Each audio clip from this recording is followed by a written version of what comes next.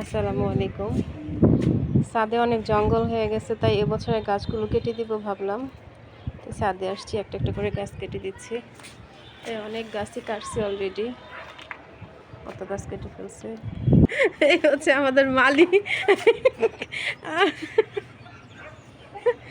অনেক গাছ কেটে, আগের পুরনো গাছগুলো সব কেটে ফেললাম। এখন এবছর নতুন গাছ লাগাবো, তাই অনেক গাছ ছিল। আমরাঙ্গা গাছ ছিল, একটা কেটে ফেলছে গোড়া থেকেই। সবেদা গাছটা রেখে দিলাম। গাছ কাটার জন্য যদি এত বড় চাপাটি নেওয়া হয়, তাহলে সেটা দেখে তো ভয়ে মানুষের।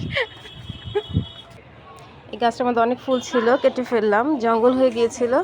নতুন ফুল গাছ লাগাবো তাই।